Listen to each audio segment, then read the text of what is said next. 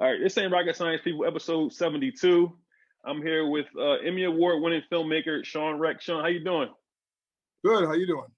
I'm doing well. I'm doing well. I appreciate you for popping out and coming on with me, man. Happy to do it. So April 1st, okay, your documentary White Boy just hit Netflix, which is how you and I connected, right? Yep.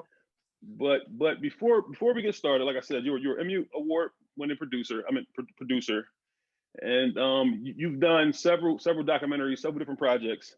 And would you say you're most known for documentaries about like wrongful convictions and over sentencing? Yeah, we our little claim to fame is that we've been involved with 3 cases in 3 different films that in which the people ended up being released. So, and a couple of times we think it was because of pressure from the film that the people were actually released. The first movie we ever did was A Murder in the Park, about a Chicago case. I hate to spoil the movie, but he walked out. I hugged him when he walked out and set down his box.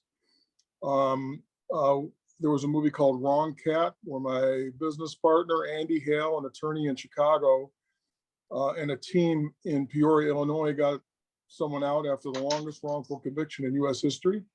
That's going to be a series that's coming out. We'll be done with it here in a couple months, but it'll be up to whoever the distributor is on when they release it. But we think it'll be later this year. And then White Boy, which again, I don't want to totally spoil it, but yeah, the funny thing is we made White Boy we released it 4 years ago on TARS. And I mean, it hit #1 on iTunes and everything, but there's nothing quite like Netflix. It's ubiquitous. It's everywhere. So people are acting like this thing just came out, and a lot of people appreciate it, and we're glad. But it's like we've done so much since that we're about to release it. It's pretty interesting. Yeah, man, that's dope. So you kind of already answered it for me. My first question for you, and like I said, this ain't rocket science, so you can keep it real with your boy. All right. Right. My first question for you is: do you ever just sit back and pat yourself on the back and say, "I'm the reason these people got out of jail"? No, you know what? People tell me all the time, you guys are the best at this, best at that. I learned a long time ago not to believe them, because then my head's gonna swell up and I'm gonna turn into an idiot. And so I'm a Christian, and I try to stay humble, and I kind of thank God for placing these opportunities in front of us. Right, because you're definitely using your platform for something good. And again, and I just want to put this on record, and I want to make this a part of the show. I want to thank you for coming onto my show, because I kind of feel like you said, using your platform the correct way. I feel like what you and I did was exactly what social media was intended for. So let me just explain it a little more for the people. Where on maybe last Friday, I had free time. I jumped on Netflix. Now I'm gonna be honest with you, my queue, as far as the movies that Netflix suggests for me, is full of like 1980s drug dealers, kingpins, Miami. you understand we must have been on top of the page when you logged in that day. So as soon as I turned on your documentary, I said White Boy. At the time, I couldn't tell he was in jail, but the way he was dressed, 1988 fresh, with the button-up shirt and the slacks. I'm like, well, let me turn this on. And then I saw his nickname was White Boy Rick. So just me putting out, to get back to my original story, just putting out a tweet like, wow, this is a great story about White Boy Rick. You followed up and liked the tweet. And then me being me, I'm like, hey, man, you might as well come on my podcast and let's connect. So I appreciate you accepting the invite. No, you know what? You're trying to build up a podcast. When we were starting out and trying to build up, a lot of people extended the same courtesy and gave us breaks, and I'm never going to forget that. So I'll always help young people. No, I really appreciate that. All right, so let's kind of get into it, because you kind of already touched on it. Now, this documentary was created, like you said, back in 2017. Right. So how much knowledge did you have of the drug game, and what type of research did you do before deciding to, turn this into a documentary? Well, I don't want to admit to any crimes, okay? But, the 80s were crazy. I heard about him back then, and I'm in Cleveland. Detroit we can listen to Detroit radio stations in Cleveland. You know, that's how close it is. Right. And, you know, I used to have a drug problem when I was a young man, and did what I had to do to pay for them, and knew a little bit about the business a long time ago. And so, you know, I had an understanding of it. I also, you know, heard the legend, and it was kind of a racist legend originally, okay? And so I didn't really buy it. It was sort of like, can you believe some 16-year-old white kid is a shot caller in Detroit? And I'm like, no, I can't believe that. But people wanted to believe it. It's something that, you know, something like culture that we do, where we want to, it's a superiority thing that I had to unlearn a long time ago, but people still fall for it. You know, so they were acting like, you know, to them, it was almost like a point of pride, you know, people I heard this from, and I was like, yeah, all right. Then I did my first movie, you know, many years. Well, first of all, I heard he got locked up. You know, he's 5 years younger than me, something like that. So then I'm like 50 years old, and I hear he's still locked up. I'm like, wait a minute, because that's like 10 lives ago for me. You know, it's like 3 careers ago. And when I found out he was still locked up, it was like, oh man, this is really an injustice. And I was gonna, you know, I need a follow up to A Murder in the Park, our first film. I thought, man, this is a case I'd like to affect, like see if we can create some heat. And a big team of people have been working on getting him out for decades. You know, even the FBI agents, you saw him sit in the movie, even they wanted him out badly. They were riddled with guilt for what they did to him. They should have, yeah. Yeah, and so I then I found out they were making a movie, that Sony was making this movie with Matthew McConaughey, and I was like, well, should I do it? Then I did some research and found out they were going to take some creative license, make it like a dad-son buddy pick, and I thought, no, somebody still needs to tell the factual story. So we made the movies parallel. They filmed in Cleveland while we were doing this. They actually sat and watched versions of this and gave me notes. Oh, seriously? The people who made the McConaughey movie, yeah, they were really helpful. They were so cool to us. So did that movie ever come out? Oh yeah, it came out, theatrical release. I was at its Toronto premiere at the Toronto Film Festival, Toronto International Film Festival. Yeah, it came out, and it's available today. I'm sorry, I can't tell you where it's streaming, but you know, if they Google "White Boy Rick Matthew McConaughey," they'll find it. Yeah, maybe I had to follow up and check that out as well. So when we go back to 2017 and you dropped this film, well, I guess you already answered this question earlier in the interview. So you originally just sold it to Stars? Well, originally it was supposed to be a Netflix original. Now I don't know how much. I mean, I was going through an agent, and that's what their strategy was, to make it a Netflix original. And then things changed in the industry. Amazon stopped buying that year. That was their big competitor. So they just didn't have a lot of urgency, and they were like, yeah, maybe we'll license this later. And they didn't take it. So we did a self-distribution. So that was the first time we ever self-distributed a film, meaning we went to what's called an aggregator, and we went and put it up on like 6 platforms, you know, iTunes, Amazon, In Demand, which is your cable, you know, your cable box and all that, Comcast. So we did that for a while, and then we did what's called a first TV window with Stars. And it was on the Stars channel, I think, for 2 years. And when it came off, Netflix came around and said, all right, we'll do a second window. Now, this second window, the exposure we're getting, the number of tweets we're getting, the awareness of the case, it dwarfs anything that happened before. So I wish it would have been on. Pardon me?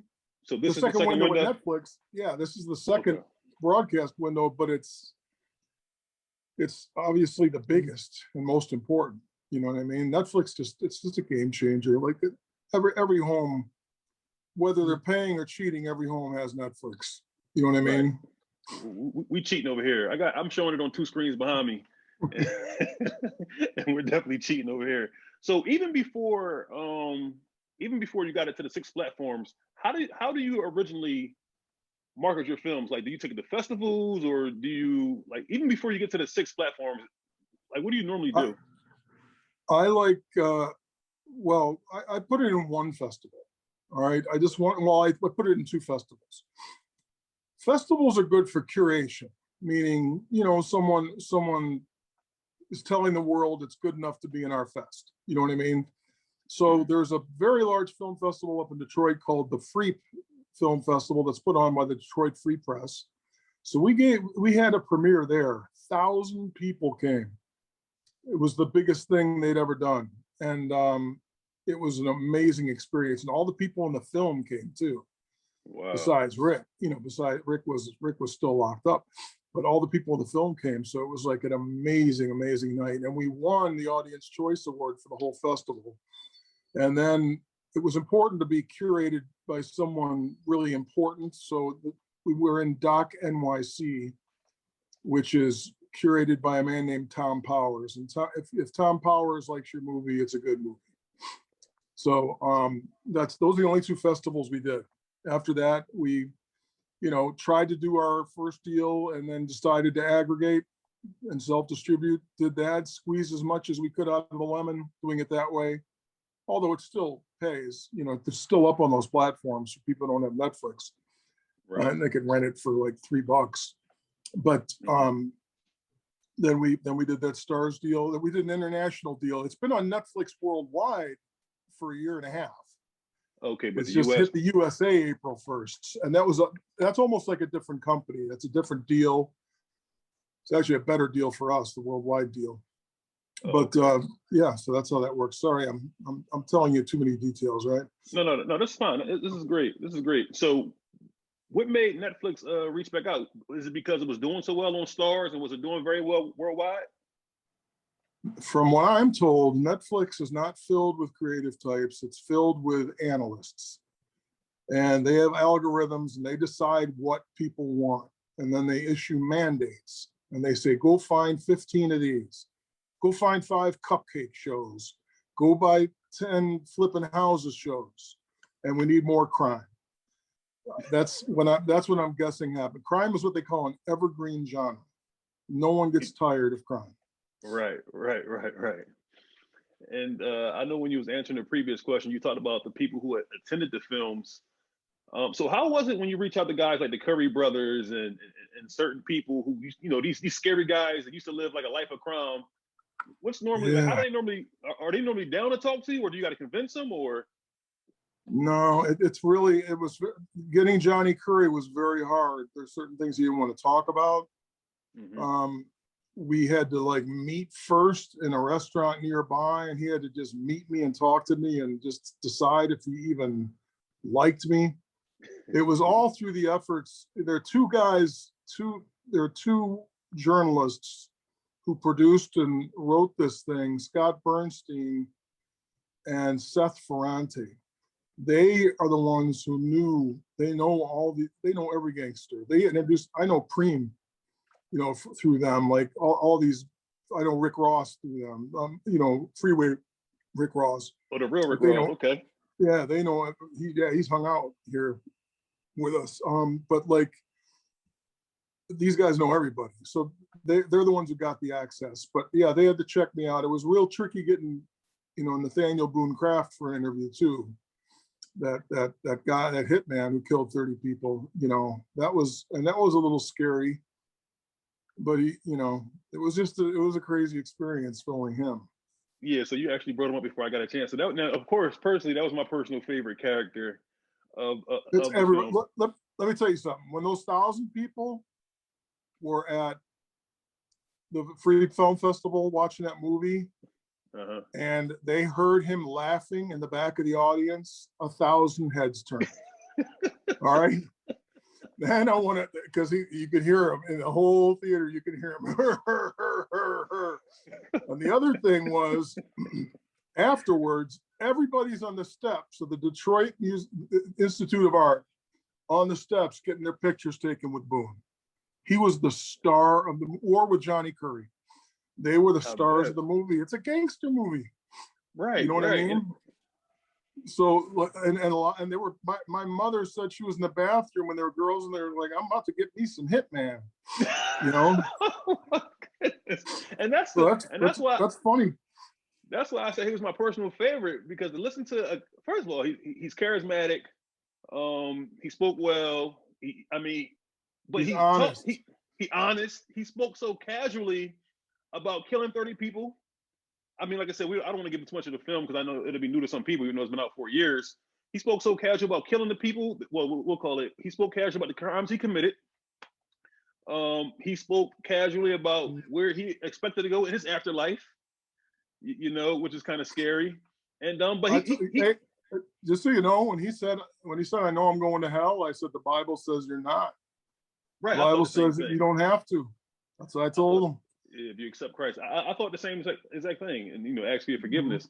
But it was just amazing. It was just amazing to hear him talk about it. And at the time, and I guess you guys did this by design. When I'm watching the film, of course, we're still thinking, you know, he's locked up. So to hear, I guess I am giving away of the film, but to hear that he did less time than White Boy is kind of like, wow, you know. Let me tell you, we didn't know we were going to have something else at the end that we eventually got, you know, from the parole hearing. So we needed a boom at the end. So what I decided to do, we had to talk to him anyway because he tried to kill Rick so many times. But what I decided to do is I went and bought some nurses' uniforms. And we went into the basement, the laundry room of a crappy apartment building in Detroit, and did it. It's hot and stinky, and we just did it in there. And we were done, and he put his clothes on. And I asked him, what color stuff did you wear in prison? So I had brought a blue one, I brought a white one, I brought an orange one, and I brought a tan one. He goes, tan, my federal prison, we did tan. I go, all right. So he put on the tan one. When he was done, he looked at that bag of uniforms and looked at me and said, I'm taking those. I said, okay. And you didn't fight at all. No, hell no. We were armed. We were carrying when we did that interview, man. He's a scary dude. Right, but you, the type of stuff I think about, I mean, me living here in Philadelphia is, and you're hanging out with somebody like that. I mean, you might not have to be armed for him, but what if somebody's actually still looking for him and you guys are with him at the time? You know, that's probably something you were thinking as well. I mean, yeah, that dude lived a wild life. Yeah, we kept it real incognito. He like came in the back door of this little apartment building and nobody saw him, you know. But yeah, no, we do have to think about things like that. So was there anybody you sat down with or tried to get in contact with who wasn't willing to speak to you guys? There was an author who had been writing about him for years who wouldn't do an interview because he was going to work on his own project. But other than that, no. None of the criminals, none of the. Oh, we couldn't get Kathy Volson. We couldn't get Kathy, Johnny's wife and Rick's girlfriend for a while. Yeah, are they still together? Are they still married? No, but I think they've reconnected as friends, you know.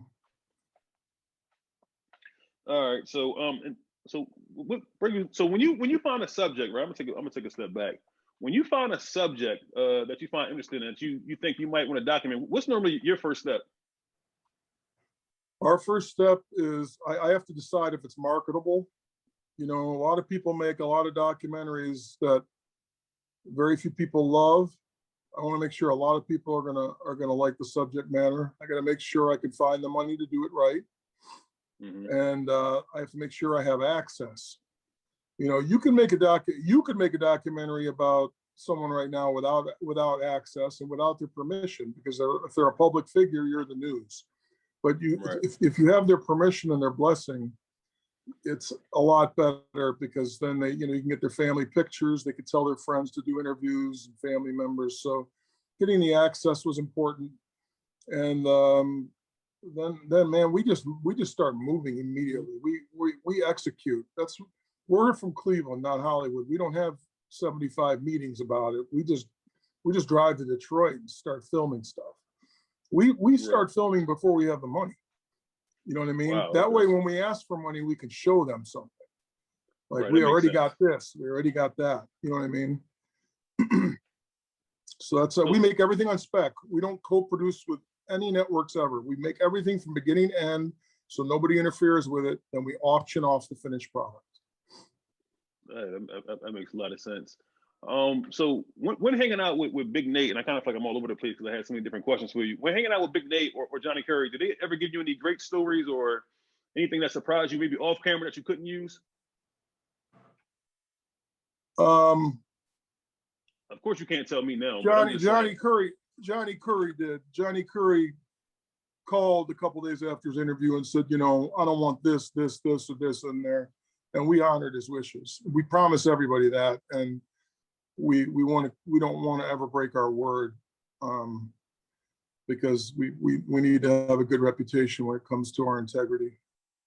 So yeah, he told us some stuff, and he told some stuff where the cameras were off. We wish the cameras were on, but right. Yeah, it's crazy. I mean, the cops were like basically delivering his dope. You know what I mean? Like, yeah, they were partners. Yes, yeah, they were part of the game. Did any of that surprise you? I mean, the police involvement and just how blatant it was. I mean, even with the mayor and how wide open it was surprised me. How it like was so known. It wasn't like something a few people whispered about. Everybody in the city knew. That's why not just white people left.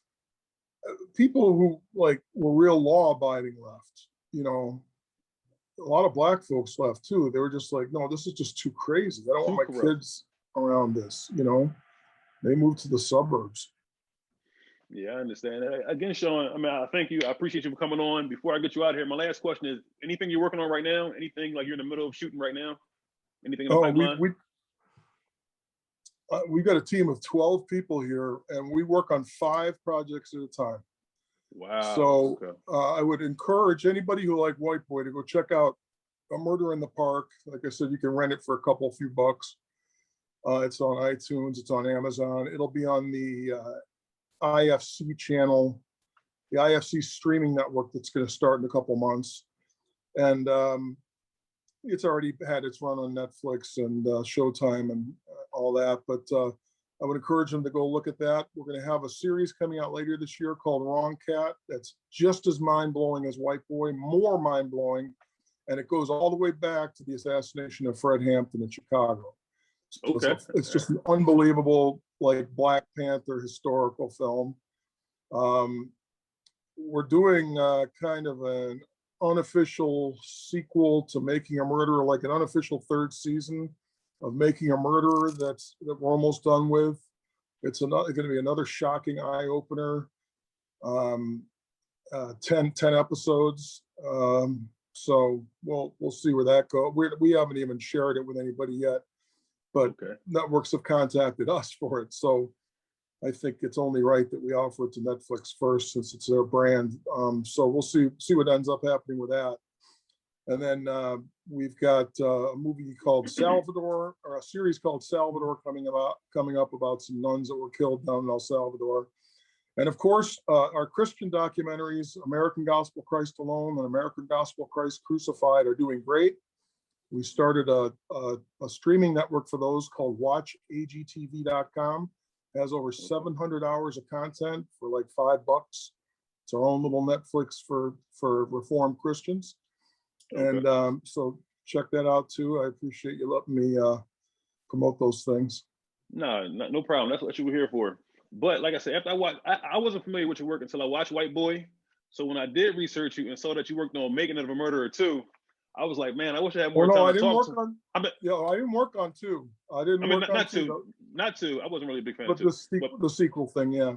Right. The original one, Making a Murderer, I had a few questions about that, but I'm gonna save those for another time. But that was a very interesting doc as well. That documentary, or that docuseries, Making a Murderer, helped us because it helped. When everybody was done, they wanted more. So all these lists came out. Like, okay, if you're fiending for crime stuff, here's a list of more stuff to watch. And boom, we're on every list practically. So that drove up sales of A Murder in the Park. So it was very helpful for us. So for that, we're appreciative, but we are a little critical to filmmaking in our series that's coming up. All right, man. Again, thank you for coming on. I appreciate the conversation. Sure. And we're definitely going to check out the work that you got on the way. All right. I really appreciate it. Thanks for having me. No problem. No problem.